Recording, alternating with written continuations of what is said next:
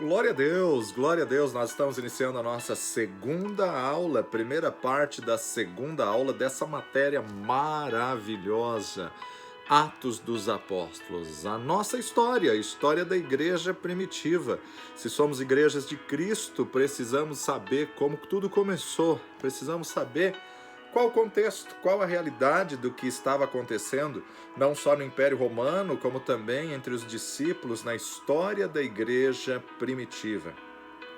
Quem era o governo, como estava o império, quem era o imperador, o que aconteceu, né? Como que era a parte da estrutura da organização política, né? Então, na história da igreja, nós vamos observar no livro de Atos e vamos entrar em alguns períodos, né?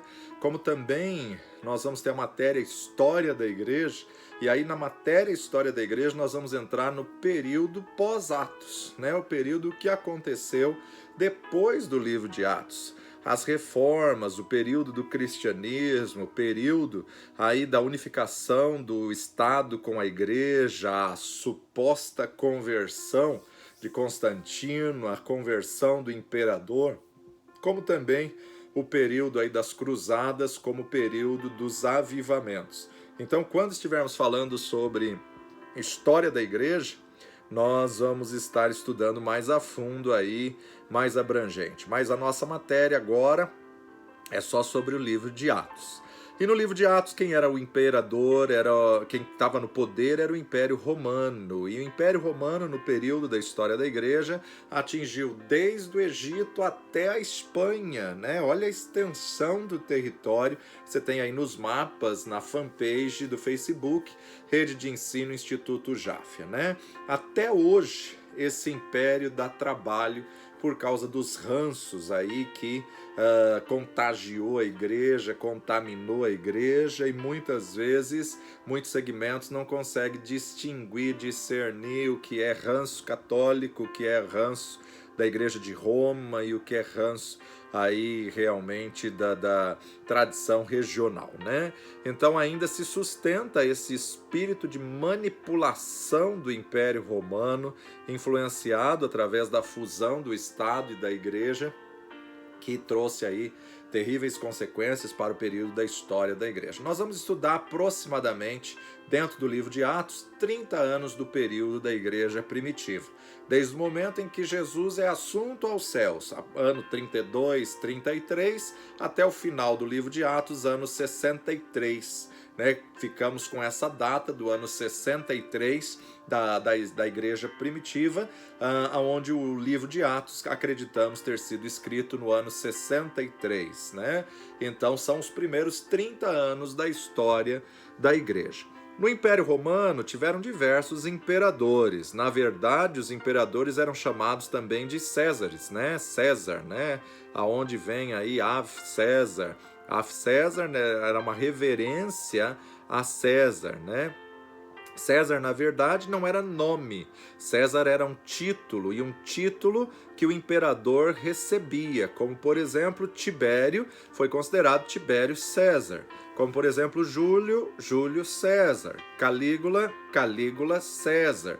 Então, o título era César, ou César, né, como imperador, e o importante que na verdade era reverenciado como único importante de todo o Império Romano. Assim como no Egito havia o título de Faraó, que era o mais importante, o mais elevado, o imperador romano levava aí o nome de César, né? E que tinha então em Faraó, no Egito, tinha Ramsés I, Ramsés II, que eram faraós, e tinha-se outros títulos e nomes ali, até chegar a posição de ser considerado como se fosse um deus, né? E os Césares também não eram diferentes, né? Isso daí é um ranço aí do Egito. Por outro lado, nós podemos destacar aí o primeiro imperador do Império Romano como Augustus Otávio. Otávio Augustus, né? Depende aí da forma como se está escrito, né? Octávio Augusto ou Augustus Otávio. Otávio foi o primeiro imperador que governou do ano 27 a.C. a 14 depois de Cristo. 27 a.C. a 14 depois de Cristo. Suas primeiras medidas tinham sido por finalidade de reestruturar a administração do novo Estado imperial. Ele restringiu as funções do Senado, ele criou uma nova ordem administrativa às prefeituras e ele melhorou as formas de cobrança de impostos e instituiu a guarda pretoriana, que a gente vai ver muito no livro de Atos, como função de garantir a proteção do imperador. Otávio Augusto, que na verdade seu nome completo era Caio Júlio César Otaviano, Caio Júlio César Otaviano Augustus, em latim, Gaius Iulius Caesar Otavius Augustus. Então foi o primeiro imperador romano do ano 27 a.C. a 14 depois de Cristo. Depois dele assume o Tibério César, que vai dos anos 14 a 37 depois de Cristo. Então, o período aí do ministério de Jesus era Tibério César, que vai governar até o ano 37. Depois do ano 37, assume Calígula César, do ano 37 a 41. E dos anos 54 a 68, era Nero. Nero era o imperador que estava no poder quando Paulo vai exercer seu ministério. Depois dos anos 161 a 180, outro imperador que se destaca é Marco Aurélio. E dos anos 180 a 192, o Cômodos. Tá? É interessante nós observarmos aí todos esses períodos. Esses são os imperadores, alguns dos que a gente está se levantando, que foram considerados os principais imperadores ou que foram mais atrozes, que foram mais cruéis aí nos seus atos de tortura, de perseguição e tudo mais. A missão de Jesus como modelo e guia, a vinda de Jesus, foi assinalada por uma época especial no planeta, né? Os historiadores do Império Romano sempre observaram com espanto os profundos contrastes da gloriosa época de Augustus ou Caio Julius César Otávio, o primeiro imperador romano, com os períodos anteriores e posteriores. Os principais que nós vamos ver nesse período do Império Romano, nós temos então Tibério. Tibério foi o imperador que estava no comando quando Jesus foi crucificado. E vamos falar também um pouco acerca do Império de Calígula. Então, nós começamos a estudar um pouquinho esses imperadores e vamos ver aí as loucuras que eles faziam. Na verdade, parece um ser pior do que o outro, né? Como eu falei na última aula, um deles rasgou a mãe só para ver de onde ele tinha nascido e como que ele tinha sido gerado dentro de uma mulher, sua mãe, e rasgou então só para ver ela por dentro. O outro toca fogo em Roma só para ver como Roma ficaria iluminada durante a noite. Esse era o propósito dele, para ver Roma clareada. Não tinha energia elétrica, não tinha luz natural, e ele quis ver como que ela ficava clara durante a noite, incendiando tudo. E depois, então, ele vem falar que foram os cristãos que incendiaram, porque afinal eram os cristãos que falavam sobre o fogo, o batismo no fogo, e enfim, esse fogo de Deus foram os cristãos que colocaram, quando na verdade foi ordem dele. Um outro que nós vemos aí, que foi no caso Cláudio, né? Cláudio, Nero, quarto imperador, que conhecemos até um pouco dele, porque se fala muito de Nero na história universal. Enquanto que no livro de Atos vai citar esses nomes, nós já devemos saber que é o cabeça que comandava todas as coisas, o que ordenava, a palavra final, o número 1 era o imperador que comandava toda aquela região, todo aquele território. Claro que ele tinha seus homens, mas era o imperador que era a autoridade.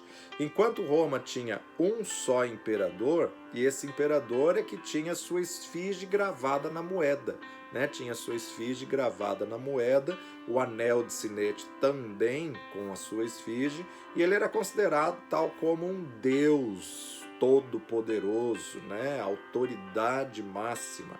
Roma era dividida em províncias, em estados, né? Como se fosse hoje os nossos países. Agora, em cada um desses estados tinha um líder que tinha que estar submisso ao imperador. Esse líder era chamado de governador.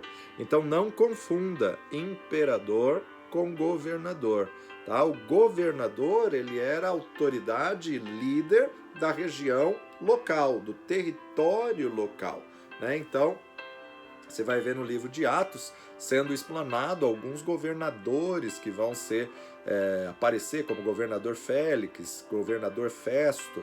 São líderes regionais que estão debaixo de uma autoridade de um imperador. Então havia toda uma hierarquia.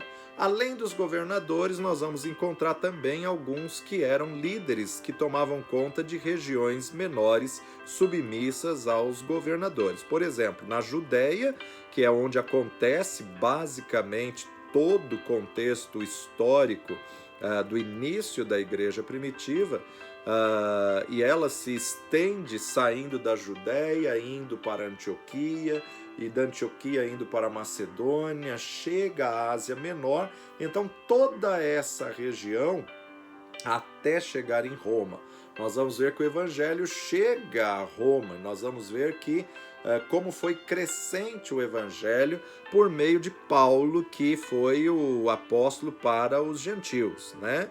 Então nessas regiões, cada região dessa tinha um governador, e os governadores é que na verdade vão estar sendo descritos no livro de Atos, como por exemplo um grande governador conhecido, Pôncio Pilatos, que ficou sendo conhecido como o homem das mãos limpas, porque diante da situação de Jesus, ele decidiu lavar as suas mãos, né?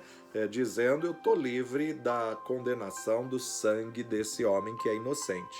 Então, o homem das mãos limpas, o governador Pôncio Pilatos, que na verdade não quis assumir a culpa, achando que o simples ato de lavar as mãos ele ficaria impune, ficaria livre da condenação, quando na verdade se tornou cúmplice de um crime hediondo que fizeram, de torturar e matar o nosso Senhor Jesus Cristo.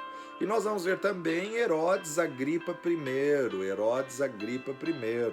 Esse é outro título dado aí aos governadores. Embora Herodes pareça um nome da autoridade máxima, não. Herodes ele era submisso ao imperador, tá? O Herodes Agripa I era um nome dado aos governadores. Em alguns momentos eles parecem com os reis, né? Parece até nome de rei, ou muitas vezes até aparece no texto rei Herodes, Herodes I, mas na verdade nos dando a impressão de ser uma autoridade máxima. Contudo, na verdade, esse rei Herodes tem que estar debaixo do Império de Roma, né? Então, a autoridade maior era o imperador romano, e esse regional local era o governador, que às vezes levava o título de Herodes, né? Ou rei ou governador era aquele que tomava conta da província, era aquele que era regional e tinha que se submeter ao imperador romano. Então, Herodes também é um título que vai desde Herodes I até aí Herodes VI, né? Então você vê que a família foram através de sucessores.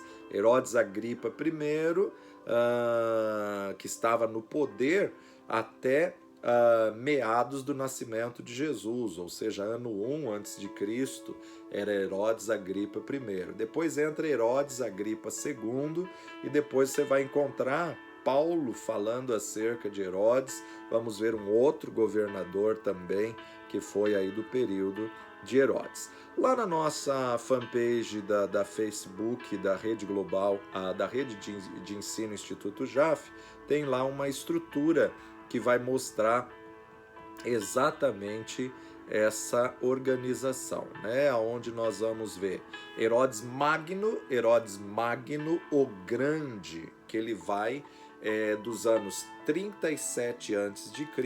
a 4 a.C. 4, não é 1 não, 4 a.C.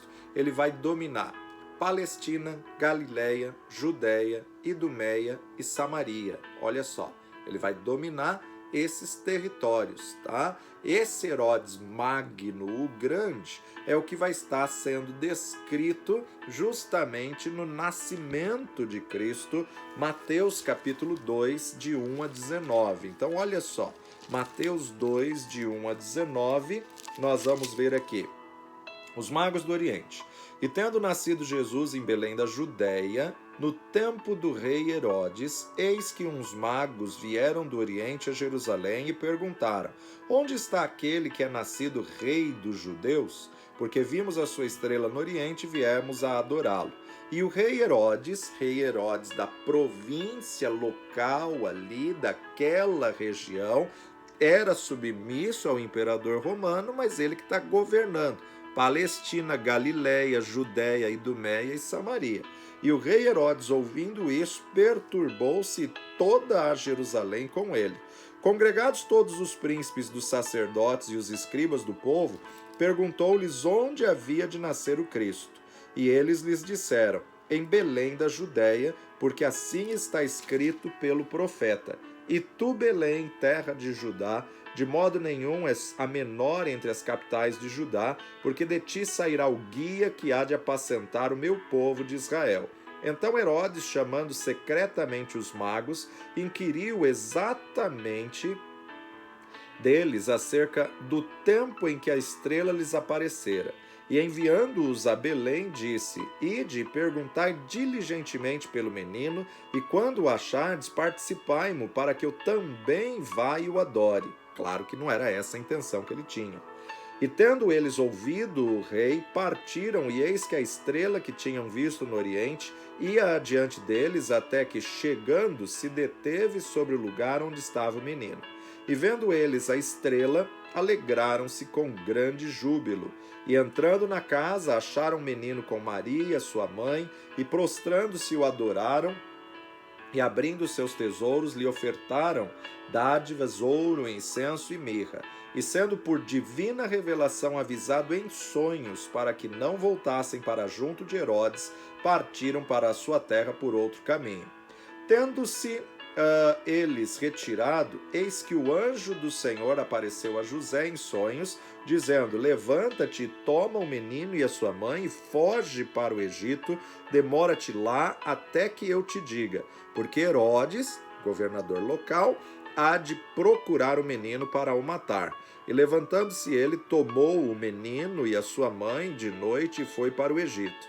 E esteve lá até a morte de Herodes, para que se cumprisse o que foi dito da parte do Senhor pelo profeta, no caso, profeta Oséias, no capítulo 11, versículo 1, para que se cumprisse o que foi dito pelo profeta Oséias, que diz: do Egito chamei o meu filho. Então Herodes, vendo que tinha sido iludido pelos magos, irritou-se muito e mandou matar todos os meninos que havia em Belém e em todos os seus contornos de 2 anos para baixo, segundo o tempo que diligentemente inquirira dos magos. Então se cumpriu o que foi dito pelo profeta Jeremias, que diz: em Ramá se ouviu uma voz, lamentação, choro e grande pranto.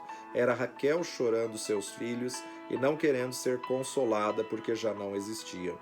Morto, porém, Herodes, eis que o anjo do Senhor apareceu em sonho, e José no Egito, dizendo: levanta-te, toma o menino e sua mãe, e vai para a terra de Israel, porque já estão mortos os que procuravam a morte do menino.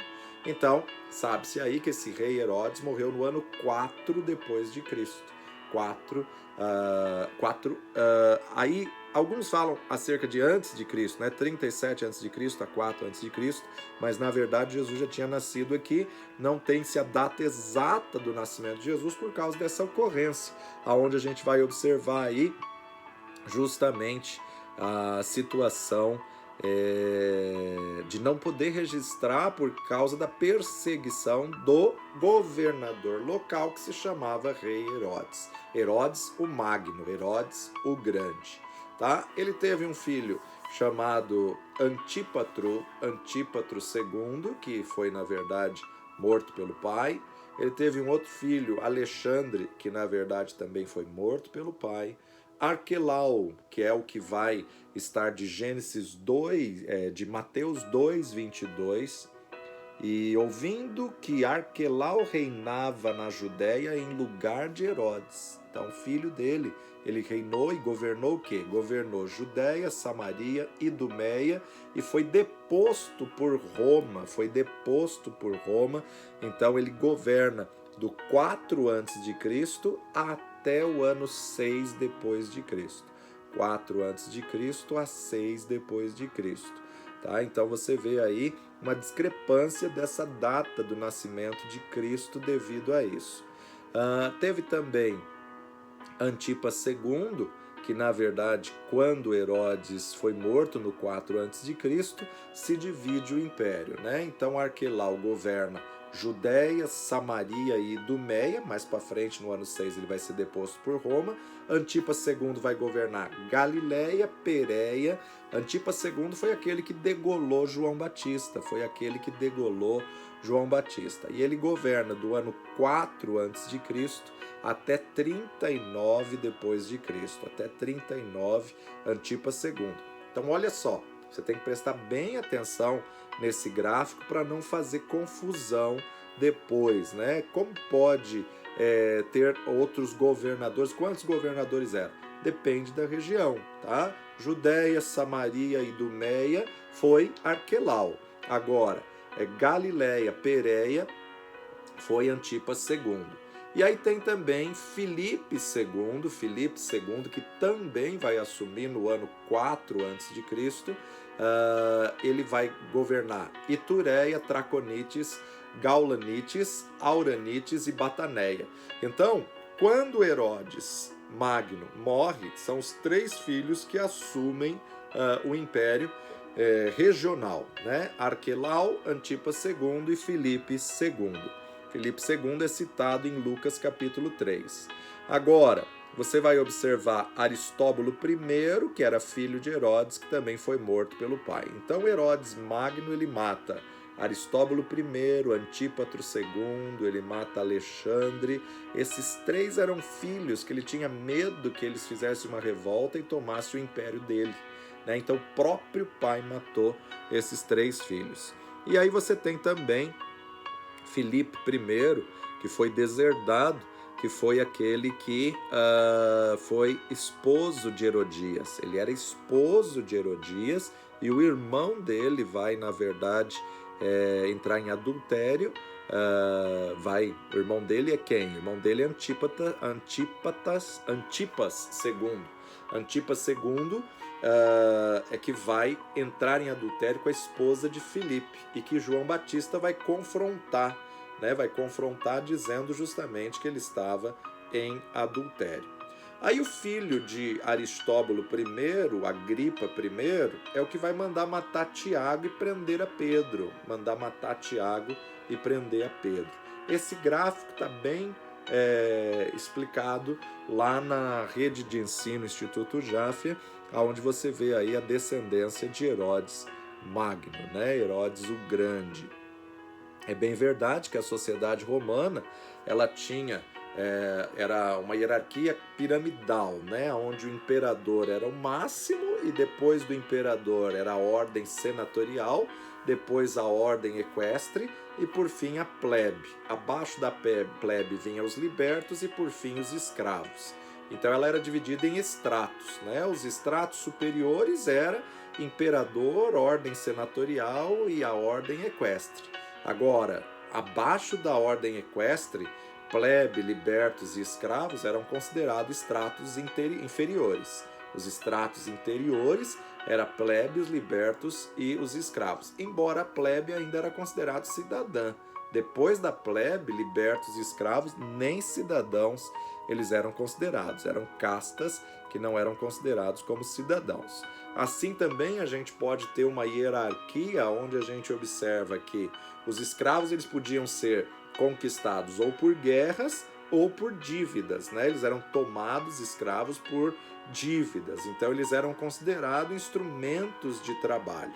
Depois dos escravos, nós temos aí os plebeus, e os plebeus eram lavradores, comerciantes, artesãos, era a massa do exército, a maioria, e a princípio o plebeu também não tem direito nenhum. A princípio o plebeu fica aí numa casta de trabalho que não tem direito, né? E depois vinha então a clientes. Clientes eram dependentes ou agregados e era a maioria da população romana. Agora, os governos, a plebe em si, eram os patrícios. Então, essa hierarquia aí que você observa, ou também sendo vista numa ascensão social de escravo para servos libertos, de servos libertos debaixo da plebe para a elite, e da elite ao imperador. Você vê que sempre há uma guerra de poderes querendo autoridade, querendo domínio, querendo aí governar, querendo mandar em toda a história da população. Félix, Paulo vai falar acerca desse Félix e não quis resolver a situação de Paulo, ele não sabia, na verdade, como resolver, então deixa Paulo preso 2 anos mais em Cesareia, e ele não sabia o que fazer, deixou o homem no cárcere até o outro assumir. Aí chega o outro governador, Festo, e Festo vai ser o governador do final da história do livro de Atos, do final da história registrada da igreja primitiva, no final dos 30 anos iniciais de história, que a gente tem nomeado aí do ano 32 até o ano 62, 63, né? O toque principal do livro de Atos vai ser a nova vida dirigida pelo Espírito Santo. Até então, Deus se revelava no Antigo Testamento como Deus Pai. A liderança, a eminência do Antigo Testamento é de Deus Pai, né? Isso não significa que Deus Filho e Deus Espírito Santo não existissem. Os três sempre existiram, sempre foram autoexistentes, por isso que são considerados seres divinos. O Pai, o Verbo e o Espírito. O Pai, a Palavra e o Espírito do Senhor. O Filho, ele era um mistério oculto em todo o Antigo Testamento que vai ser revelado nos 4 evangelhos. O período da eminência do Filho é só os 4 evangelhos. Depois ele é assunto aos céus e aí a eminência se torna do Espírito Santo. Então todo o Antigo Testamento, a eminência é do Deus Pai, o Senhor Jeová. Isso, o Filho era a palavra, o verbo, e o mistério oculto, e o Espírito era só considerado o Espírito do Senhor, que era de visitação. Visitava, subia a Deus. Visitava uma pessoa, subia a Deus. No Novo Testamento, depois que Jesus morreu na cruz do Calvário, nos libertando de todo pecado, o Espírito Santo se torna de habitação. Uma nova dispensação, dispensação da graça. Agora, então, o Espírito Santo é de habitação. Só que a liderança principal, se assim podemos dizer, ou a eminência do Antigo Testamento é o Pai, a eminência dos evangelhos, somente nos evangelhos, e na verdade os evangelhos você tem que entender que era a dispensação da lei. Jesus veio na dispensação da lei. Mateus, Marcos, Lucas e João, embora seja Novo Testamento, é lei, tá? A graça e a nova dispensação só foi inaugurada na descida do Espírito Santo, só foi inaugurada no Pentecostes, no derramar do Espírito Santo. Até o Pentecostes é lei. Então, no período dos evangelhos, a eminência, a liderança é do Filho, e na verdade no batismo a gente vê bem claro a distinção desses 3 papéis. Ouviu-se do céu uma voz que disse: "Este é meu Filho amado, em quem tenho grande prazer", e pousou sobre a cabeça de Jesus o Espírito Santo na forma corpórea de pomba. Então ali você vê a distinção da Trindade, né? O Deus Trino, Deus Pai está falando dos céus, Deus Filho está ali em carne e sangue, e o Espírito pousa sobre a sua cabeça em forma corpórea de pomba. No Novo Testamento, nós dividimos então em 2 partes. Os evangelhos, a liderança principal é o Filho, é o Verbo, é Jesus, é o Deus Filho, e a dispensação é da lei ainda. E depois, a partir do livro de Atos, no Pentecostes, a eminência, a liderança é o Deus Espírito Santo até a consumação dos séculos. Enquanto a igreja está na terra, o Espírito Santo está nela. O Espírito Santo está dentro dela, que é eu e você. né? Então, terceira pessoa da Trindade, uma pessoa, Deus Trino, Deus Espírito Santo. Então, a importância de nós sabermos que a presença principal agora, a eminência, a liderança é o Espírito Santo de Deus, porque tanto o Pai como o Filho estão nos céus, né? O Pai está no trono e o Filho à destra de Deus. A partir do livro de Atos, então, depois da ressurreição de Jesus, ele é assunto aos céus, ele aparece por 40 dias, no 40º ele é assunto aos céus, e aí ele fala, agora ficai em Jerusalém até que do alto sejais revestidos de poder. Eles ficam por 10 dias mais, até se cumprir 50 dias, Pentecostes. Eles ficam por 10 dias mais, esses 10 dias é o período de transição. O Filho subiu aos céus, 10 dias de transição para o Espírito ser derramado no Pentecostes, né? A liderança agora então vai para o Espírito Santo, a eminência, né? É a palavra mais correta, a eminência vai para o Espírito Santo até a consumação dos séculos, até ao arrebatamento da igreja. A ênfase importante do livro de Atos é a vida íntima, a vida cheia, a vida na plenitude do Espírito. A ênfase no livro de Atos é que nós podemos ter um relacionamento pessoal com o Espírito Santo de Deus. Nós podemos ter esse relacionamento com a pessoa do Espírito Santo, que é a eminência dessa dispensação a qual nós estamos vivendo. E a testificação disso é Deus falando conosco no nosso espírito, através do Espírito Santo de Deus. No dia de Pentecostes, então, pode ser marcado oficialmente o nascimento da igreja primitiva. O nascimento da igreja começa exatamente no dia de Pentecostes. Claro que ela foi formada, estruturada, organizada pelo Senhor Jesus Cristo, é a igreja do Senhor Jesus Cristo, mas podemos dizer que ela foi inaugurada quando ela recebe poder, quando ela recebe revestimento do Espírito Santo. Ficai em Jerusalém até que do alto sejais revestidos de poder.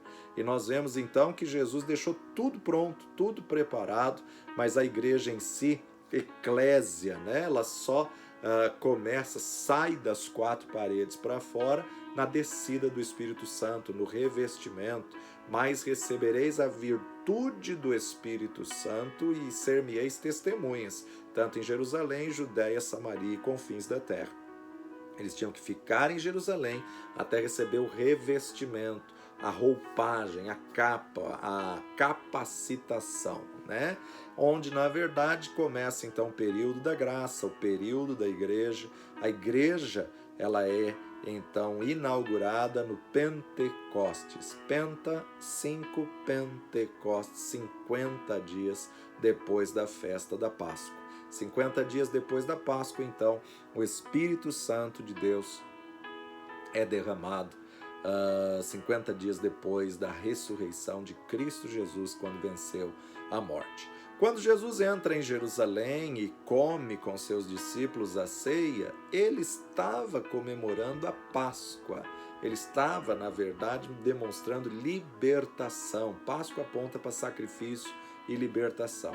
Logo em seguida a Páscoa, logo em seguida a celebração de Páscoa, na última ceia, Jesus é morto, crucificado, sepultado, mas ao terceiro dia ele é ressurreto. Ao terceiro dia ele ressurge, começa então aí a contagem para os 50 dias para o derramar do Espírito Santo.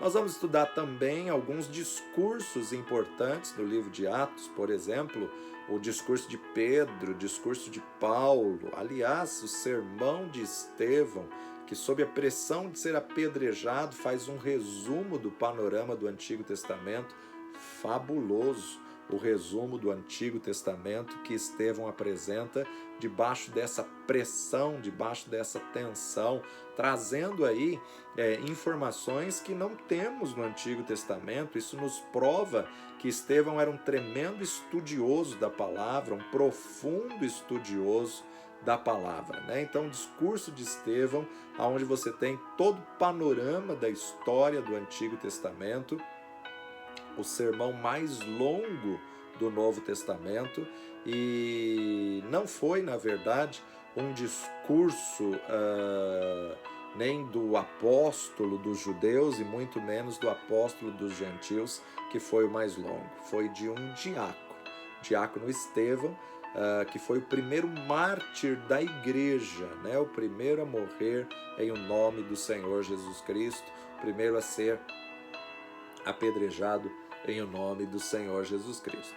Se fôssemos criar um esboço para o livro de Atos, nós poderíamos dividir o livro de Atos em 3 partes, em 3 períodos, né? O primeiro período, na verdade, o personagem principal é Pedro. Por quê? Porque ele que se levanta, se destaca no derramar do Espírito Santo, e nesse destaque do derramar do Espírito Santo, ele toma a liderança e ele diz: isto é o que foi profetizado pelo profeta Joel, que diz que nos últimos dias derramarei o meu Espírito sobre toda a carne, e vossos filhos e vossas filhas profetizarão. Então, na verdade, o primeiro período do livro de Atos, que o personagem principal é o apóstolo Pedro, o centro geográfico é Jerusalém e o ministério em foco é os judeus, né? O centro geográfico é Jerusalém, o ministério alcançado são os judeus e vai desde Atos 1:1 até Atos 8:4. De Atos 1:1 a Atos 8:4. O segundo período do livro de Atos vão ser o período de transição, onde vão se levantar vários personagens principais. Filipe, Barnabé, o próprio Estevão, né, como período de transição do foco da história de Pedro para Paulo.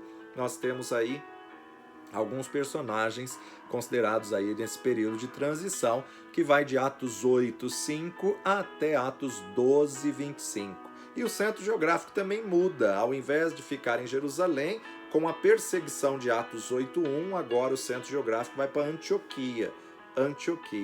E o foco do ministério também vai tendo essa transição de só judeus para judeus e gentios, né?